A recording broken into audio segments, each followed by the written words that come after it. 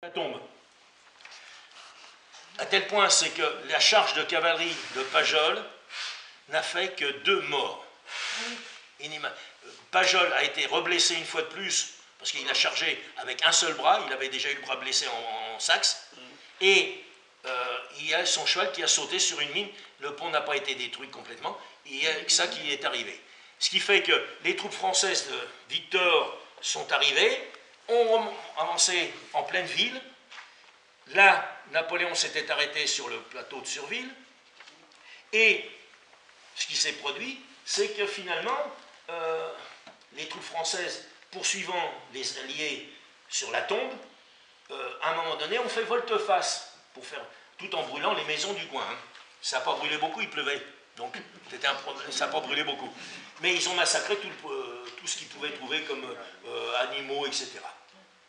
Et ils font commencement un renfort en troupes, et du reste, on le voit dans les mémoires du capitaine Coignet, du reste, je crois bien. Et donc, Napoléon, qui voit ça du haut, se rappelle qu'il est quand même artilleur de première, et qu'est-ce qu'il fait? C'est là où il a fait armer les canons, et c'est lui qui les a fait viser. Et ce qui fait que, c'est de là qu'il y a la fameuse phrase, le boulet qui me tuera, etc. Et donc, Napoléon va rester sur le plateau de Surville le soir même. Les troupes de Gérard vont camper en pleine ville, sur Varennes surtout. La garde va être en bas directement, carrément en ville. Et puis, il y a des troupes qui vont partir sur Varennes, d'autres sur la tombe, pour pouvoir faire la garde. Et Napoléon va rester le soir au château de Surville, qui a toutes ses vitres cassées du fait de tout le bombardement d'un côté comme de l'autre. Et finalement, il va recevoir les maires de la région, en partie.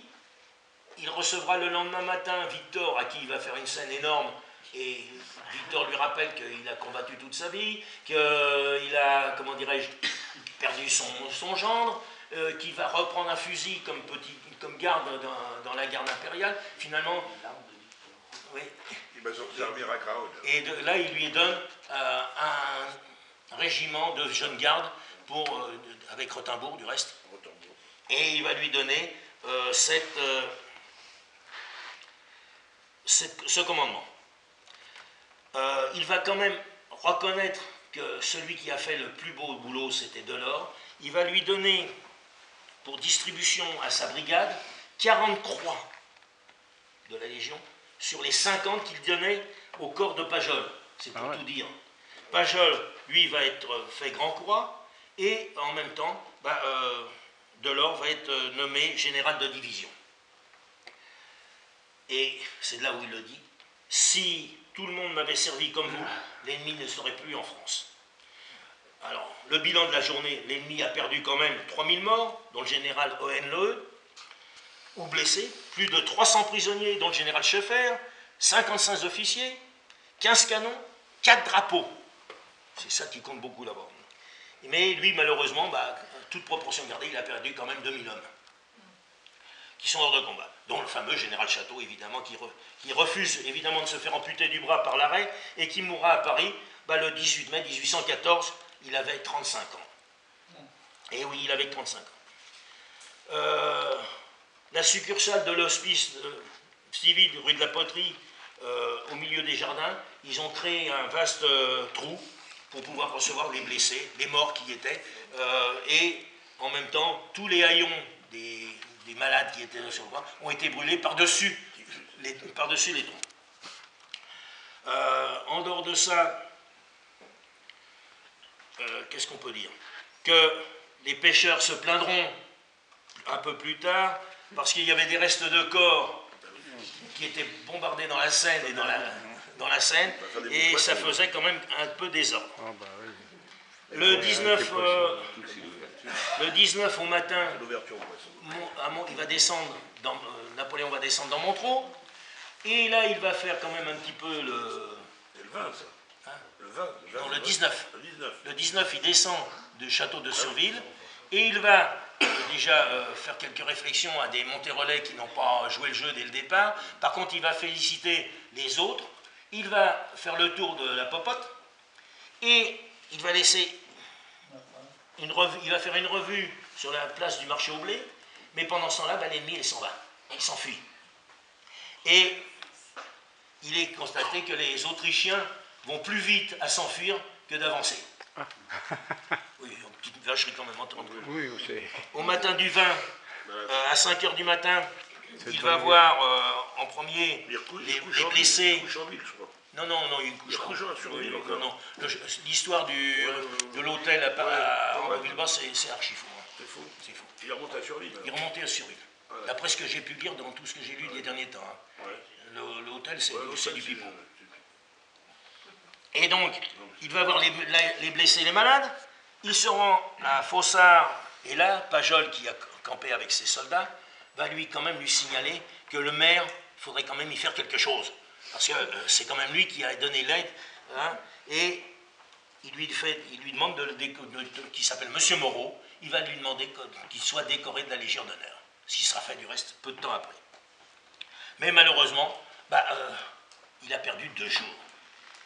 Et là, il va repartir sur Bray, où il va déjeuner. Là, on aura une plaque. Après, il va coucher à Nogent. Il va reprendre la campagne sur Épernay, Reims, etc.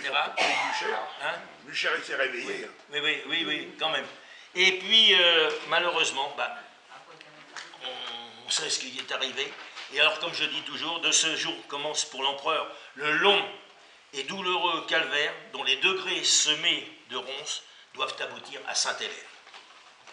Alors évidemment, cette campagne de France, au cours de laquelle Napoléon retrouva les inspirations géniales de ses plus belles années, et tint en échec avec une poignée d'hommes, les armées coalisées, les défis et les plaça plusieurs fois dans une situation tellement critique qu'elle dure un moment envisager de la retraite, est certainement la plus troublante et la plus dramatique de l'histoire militaire de cette époque. Finalement, l'empereur ne fut pas vaincu, ce furent ses grands maréchaux qui cédèrent, largement dotés de titres, pourvus de châteaux et gratifiés de revenus, ils avaient hâte d'en jouir au lieu de se faire tuer, c'est vrai. Et alors, jusqu'au dernier jour, l'empereur, grand dans le malheur, espéra et lutta en s'enveloppant avec ses soldats dans une auréole de gloire que le temps rend encore plus brillante. Merci.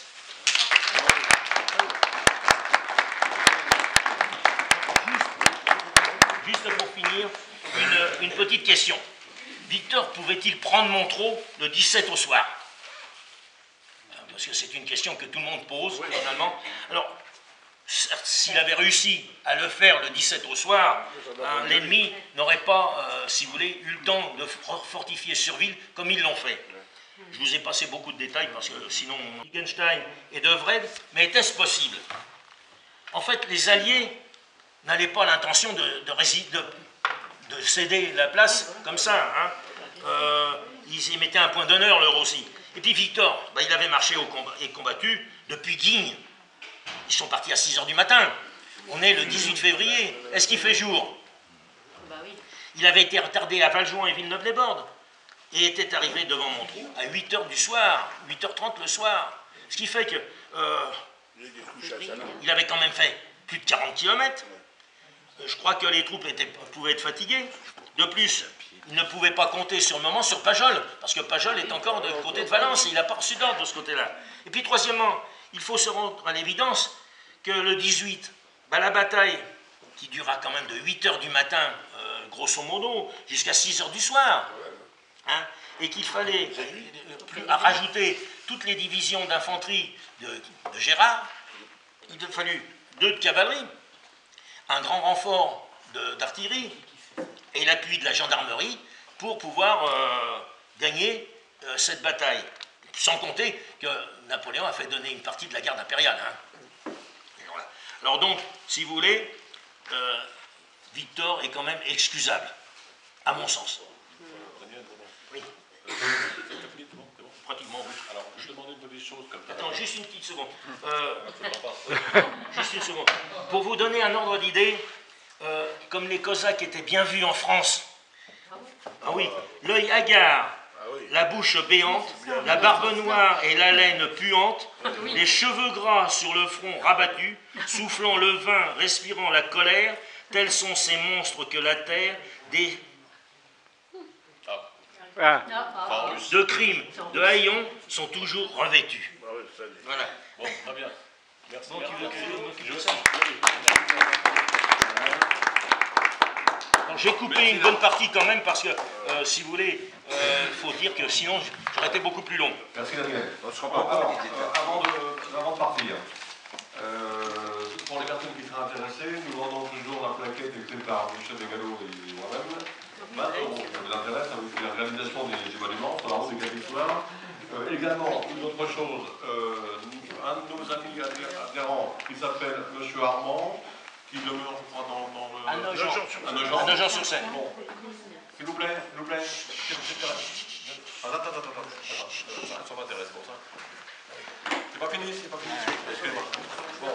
Alors, Monsieur Armand, qui était au salon à Château-Thierry, a très gracieusement offert à l'association ces 2 très belles peintures qu'il a réalisées lui-même, qui représentent Napoléon Ier en France des Français, le roi d'Italie, etc. Donc, également, vous avez le blason, l'empereur en grande tenue. Alors, il nous a donné ceci pour le mettre en vente aux enchères, pour l'association. Hein, donc, je vais donner à Daniel. Alors, ce sont des dessins sur carreaux de faïence, hein, et puis au four, des dessins faits à la main, bien sûr. Hein? Non, c'est Napoléon, ça. C'est Napoléon en tenue d'un... Tu vas faire chuter les ventes. C'est fait sur un C'est de la faïence. carreau de faïence. Bon, alors on le met aux enchères. Alors, t'as fait un minimum, hein, minimum. 50 € minimum. 50 € minimum. Allez. Oui, il ne ressemble pas à Napoléon. Si. C'est moi qui n'ai pas les yeux en face des trous après la conférence. Non. Voilà. Allez. Oui, pour commencer. C'est trop cher? Allez, on va commencer à 30 alors. Comme on fait dans la... On descend. Ah, pas du tout, c'est qui va là. Non, mais c'est pour faire rentrer l'argent dans les caisses. Oui, parce qu'on ne l'a pas dit. Bon. Alors, Allez, Napoléon, combien? Napoléon, il n'a pas de prix. Hein, alors,